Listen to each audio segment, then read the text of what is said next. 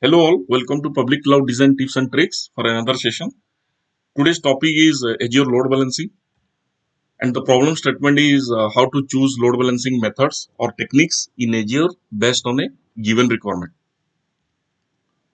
Before we deep dive into load balancing techniques, let's discuss a little bit about what is load balancing. So load balancing is to distribute workload requests across available backend resources. What it does, it enables effective management of backend resources or backend services.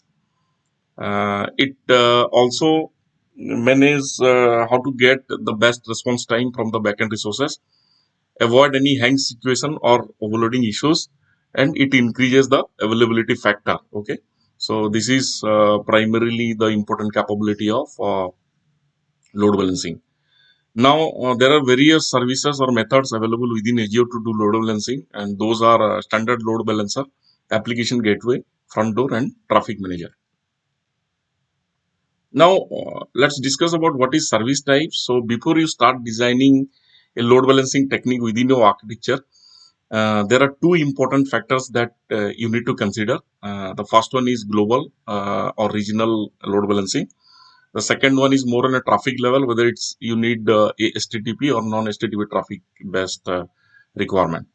So what is global? Global load balancing is required whenever you need to distribute traffic across regions or geographies, and it can happen within the same cloud, can be different cloud or in a hybrid situation. Now, what is the regional? Regional is more limited within the region or using availability zones and using the capabilities like zonal or zone redundant endpoints. Now, from a traffic perspective, the considerations are whether you need HTTP traffic, then you should go for a layer 7 kind of load balancing. And if it is a non HTTP traffic kind of a scenario, then you should go for a layer 4 kind of a load balancing where you can handle protocols like TCP, UDP, etc. Now let's start with Traffic Manager, which is a managed service from Azure. So Azure Traffic Manager is a DNS-based traffic load balancer. It allows traffic distribution for public-facing workloads across global regions. It does not trace the traffic between client and backend services, and it just redirects a request based on appropriate endpoint requirement. From a protocol perspective, Traffic Manager works in DNS layers and always has a point-to-point kind of a connectivity. It can handle any protocol, including non-HTTP like UDP, TCP, etc. we discussed. And one example can be connecting directly to a blob storage, okay, within Azure. It also has different routing capabilities like priority, weighted performance, geographic, etc. Now coming to front door again, it's a managed service from Azure. It has a single point of entry for web applications, API applications, and other cloud services. User can manage applications and contents basically using this capability. Contents using CDN capability. Now, from a protocol perspective, it always work with HTTP traffic, and it also helps in improve the latency factor and throughput factor.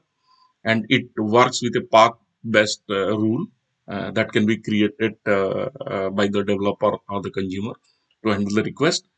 And it has a lot of enhanced capabilities like DDoS, WAP for security, redirection, caching for performance, all these things. So that is how front door works. Now, coming to two different other services like standard load balancer and application gateway. So, what is a standard load balancer? It is always recommended for non-HTTPS kind of traffic. It is a layer 4 load balancer again, and is generally used to distribute traffic across availability zones within the region. And this is more suitable for VM based workloads or ES workloads. Coming to application gateway, it used for HTTPS traffic.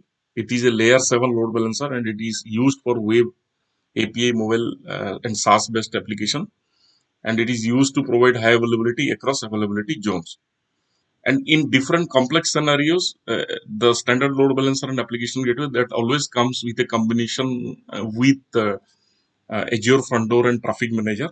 So there are few scenarios depicted here. Like the first one is Azure front door and application gateway comes into picture when there is a requirement of multi-tenant solution to handle both regional and zonal load distribution for web and app application.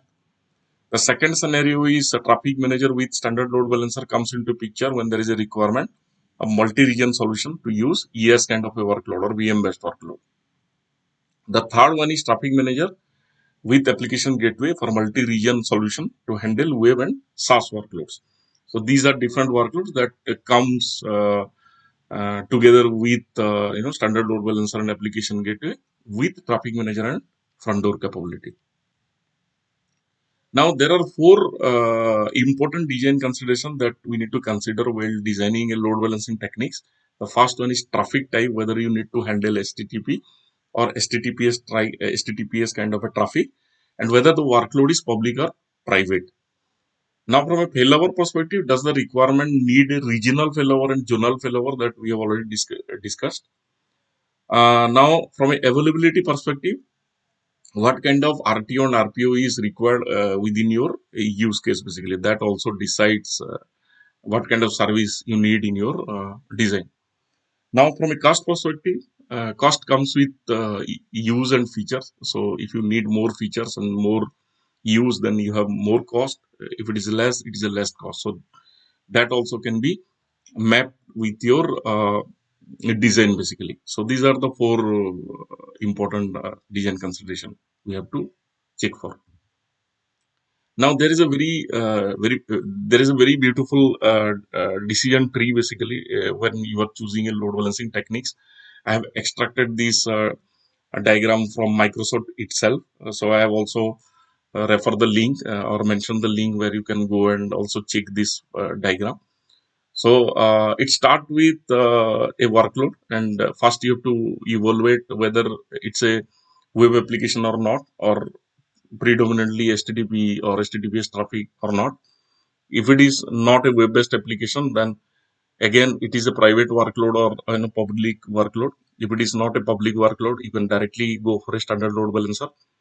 If it is a public workload, then again you have to evaluate whether you need a regional failover or not. And if it is yes, then you need traffic manager plus Azure load balancer.